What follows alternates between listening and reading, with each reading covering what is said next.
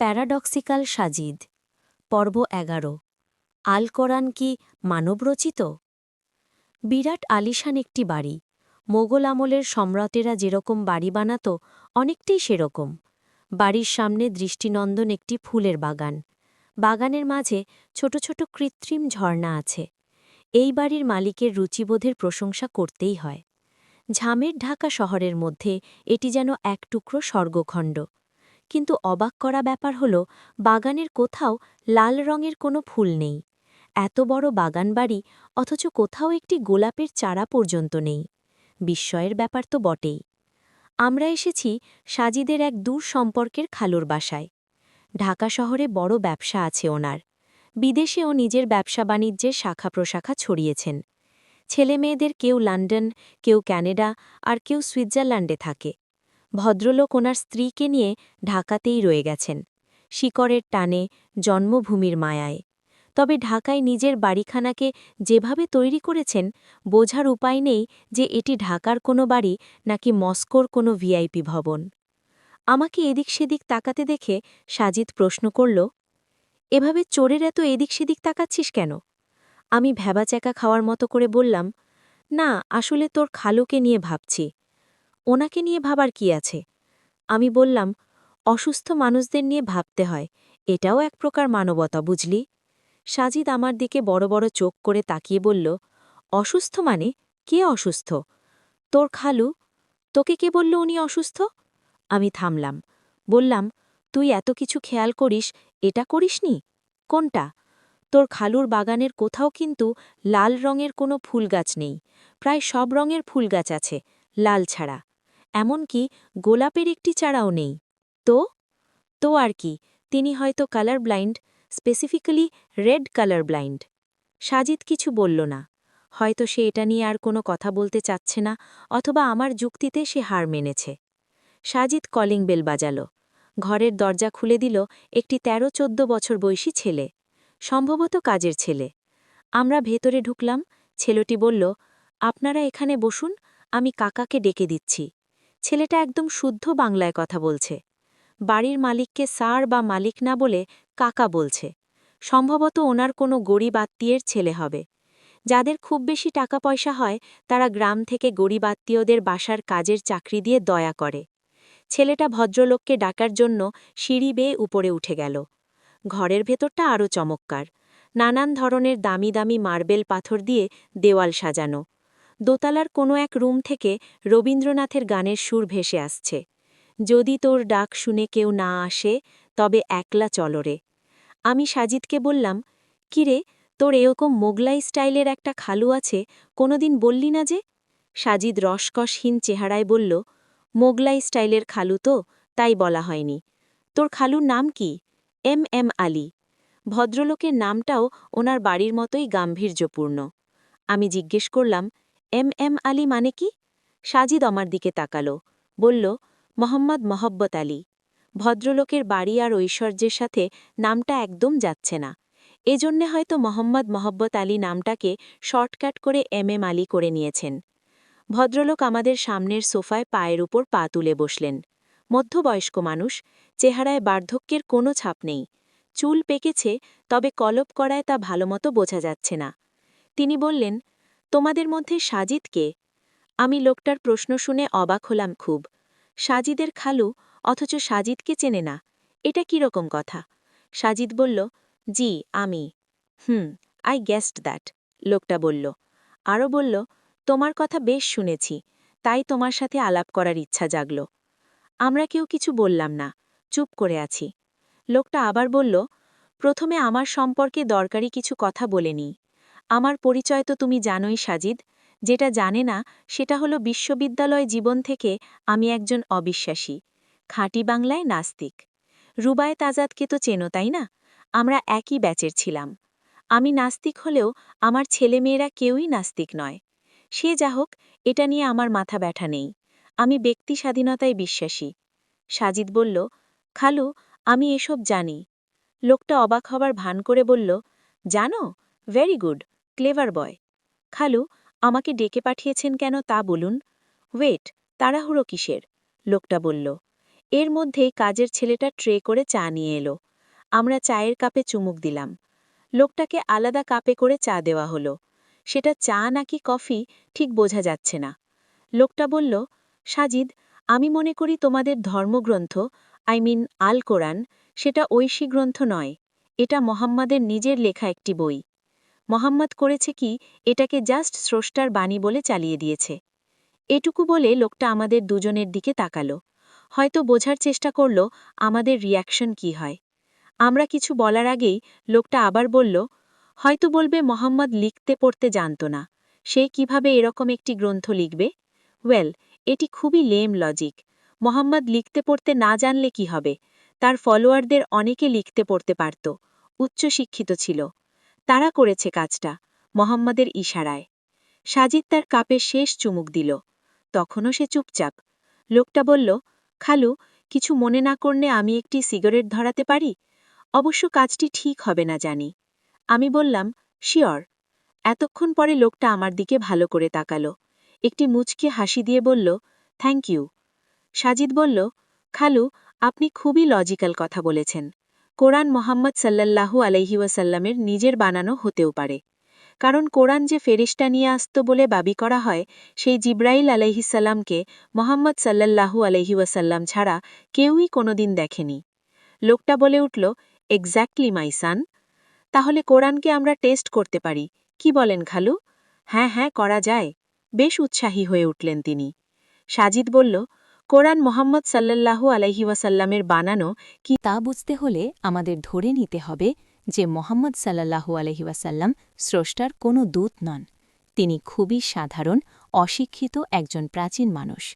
লোকটা বলল, সত্যিকার অর্থেই মোহাম্মদ অসাধারণ কোনো লোক ছিল না। স্রষ্টার দূত তো পুরোটাই ভুয়া। সাজিদ মুচকি হাসল, বলল, তাহলে এটাই ধরে নিই? লোকটার সম্মতি। সাজিদ বলতে লাগল, খালু, ইতিহাস থেকে আমরা জানতে পারি হজরত ইউসুফ আলাহিসাল্লামের জন্ম হয়েছিল বর্তমান ফিলিস্তিনে। ইউসুফ আলাহিসাল্লাম ছিলেন হজরত ইয়াকুব আলাহিসাল্লামের কনিষ্ঠতম পুত্র। ইয়াকুব আলাহিসাল্লামের কাছে ইউসুফ আলাহিসাল্লাম ছিলেন প্রাণাধিক প্রিয়। কিন্তু ইয়াকুব আলাহিসাল্লামের এই ভালোবাসা ইউসুফ আলাহিসাল্লামের জন্য কাল হল। তার ভাইয়েরা ষড়যন্ত্র করে ইউসুফ আলাহিসাল্লামকে কূপে নিক্ষেপ করে দেয়। এরপর কিছু বৃনিক কূপ থেকে ইউসুফ আলাহিসাল্লামকে উদ্ধার করে তাকে মিসরে নিয়ে আসে। তিনি মিসরের রাজপরিবারে বড় হন। ইতিহাস মতে এটি ঘটে খ্রিস্টপূর্ব ১৪দশ শতকের আমেনহোটেপের রাজত্বকালের আরও ৩০০ বছর পূর্বে। খালু, এই বিষয়ে আপনার কোনো দ্বিমত আছে? লোকটা বলল, না, কিন্তু এগুলো দিয়ে তুমি কি বোঝাতে চাও? সাজিদ বলল, খালু, ইতিহাস থেকে আমরা আরও জানতে পারি খ্রিস্টপূর্ব ১৪দশ শতকে চতুর্থ আমেনহোটেপের আগে যেসব শাসক মিসরকে শাসন করেছে তাদের সবাইকেই রাজা বলে ডাকা হতো। কিন্তু খ্রিস্টপূর্ব ৪র্থ শতকে চতুর্থ আমেনহোটেপের পরে যেসব শাসক মিসরকে শাসন করেছিল তাদের সবাইকে ফেরাউন বলে ডাকা হতো।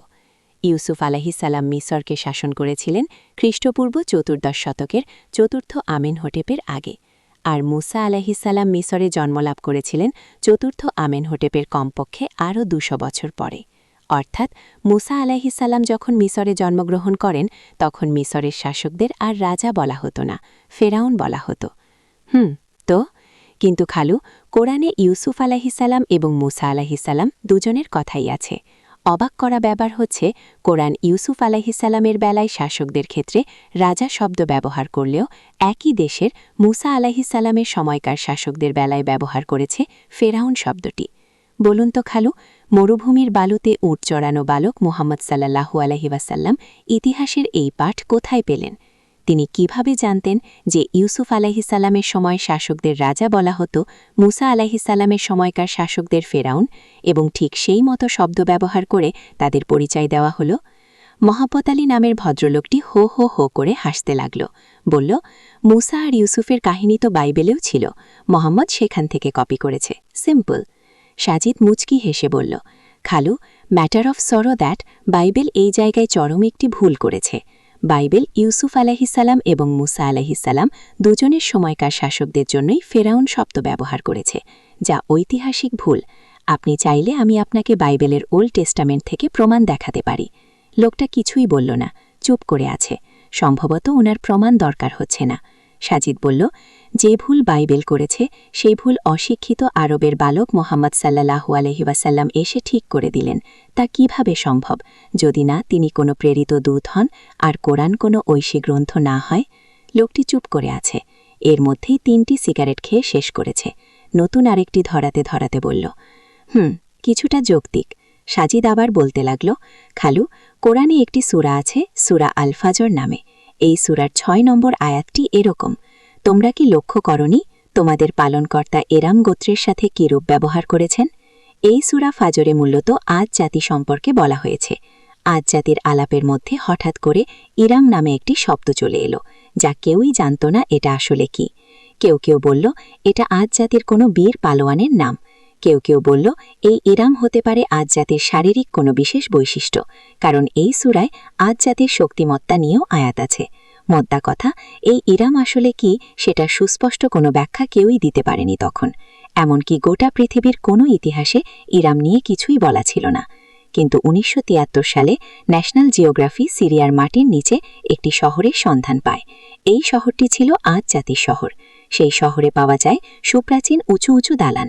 এমনকি এই শহরে আবিষ্কার হয় তখনকার একটি লাইব্রেরি। এই লাইব্রেরিতে একটি তালিকা পাওয়া যায়। এই তালিকায় তারা যে সকল শহরের সাথে বাণিজ্য করত সেসব শহরের নাম উল্লেখ ছিল। আশ্চর্যজনক হলেও সত্য এই যে সেই তালিকায় ইরাম নামে একটি শহরের নামও পাওয়া যায়, যেটা আদ জাতিদেরই একটি শহর ছিল। শহরটি ছিল একটি পাহাড়ের মধ্যে। এতেও ছিল সুউচ্চ দালান। চিন্তা করুন যে ইরাম শব্দের সঠিক ব্যাখ্যা এর পূর্বে তাফসির কারকগণও করতে পারেনি। কেউ এটাকে বীরের নাম, কেউ এটাকে আদ জাতির শারীরিক বৈশিষ্ট্যের নাম বলে ব্যাখ্যা করেছে। 1973 সালের আগে যে ইরাম শহরের সন্ধান পৃথিবীর তাবৎ ইতিহাসে ছিল না, কোনো ভূগোলবিদ, ইতিহাসবিধি এই শহর সম্পর্কে কিছুই জানত না। প্রায় 43 শত বছর আগের আদ জাতিদের সেই শহরের নাম কিভাবে কোরআন উল্লেখ করল? যেটা আমরা জেনেছি 1973 সালে, সেটা মোহাম্মদ সাল্লাল্লাহু আলাইহি ওয়াসাল্লাম কিভাবে আরবের মরুভূমিতে বসে 1400 বছর আগে জানল? How possible? তিনি তো অশিক্ষিত ছিলেন, কোনোদিন ইতিহাস বা ভূগোল পড়েননি। কিভাবে জানলেন খালু? আমি খেয়াল করলাম লোকটার চেহারা থেকে মোগলাই ভাবটা সরে যেতে শুরু করেছে। পুত্রতুল্য ছেলের কাছ থেকে তিনি এতটা শক খাবেন হয়তো আশা করেননি। সাজিদ আবার বলতে লাগল, খালু, আর রহমান নামে কোরআনে একটি সূরা আছে। এই সূরার 33 নম্বর আয়াতে বলা হচ্ছে, হে জিন ও মানুষ জাতি, তোমরা যদি আসমান ও জমিনের সীমানায় প্রবেশ করতে পারো তবে করো, যদিও তোমরা তা পারবে না প্রবল শক্তি ছাড়া। মজার ব্যাপার হলো এই আয়াতটি মহাকাশ ভ্রমণ নিয়ে। চিন্তা করুন, আজ থেকে 1400 বছর আগের আরবের লোক, যাদের কাছে যানবাহন বলতে ছিল কেবল উট আর গাধা, ঠিক সেই সময় বসে মোহাম্মদ সাল্লাল্লাহু আলাইহি ওয়াসাল্লাম মহাকাশ ভ্রমণ নিয়ে কথা বলছেন। ভাবা যায়? সে যা হোক, আয়াতটিতে বলা হলো, যদি পারো আসমান ও জমিনের সীমানায় প্রবেশ করতে তবে করো। এটি একটি কন্ডিশনাল, অর্থাৎ শর্তবাচক বাক্য। এই বাক্যে শর্ত দেওয়ার জন্য ইফ বা যদি ব্যবহার করা হয়েছে। খালু, আপনি যদি অ্যারাবিক ডিকশনারি দেখেন তাহলে দেখবেন আরবিতে যদি শব্দের জন্য 2টি শব্দ আছে। একটি হলো লাউ, অন্যটি হলো ইন। দুটোর অর্থই যদি, কিন্তু এই দুটোর মধ্যে একটি পার্থক্য আছে। আরবিতে শর্তবাচক বাক্যে লাউ তখনই ব্যবহার করা হয় যখন সেই শর্ত কোনোভাবেই পূরণ সম্ভব হবে না, কিন্তু শর্তবাচক বাক্যে যদি শব্দের জন্য যখন ইন ব্যবহার করা হয় তখন সেই শর্ত পূরণ হতেও পারে। আশ্চর্যজনক ব্যাপার, কোরআনে সূরা আর রহমানের 33 নম্বর আয়াতটিতে লাউ ব্যবহার না করে ইন ব্যবহার করা হয়েছে। মানে কোনো একদিন জিন ও মানুষেরা মহাকাশ ভ্রমণে সফল হবে।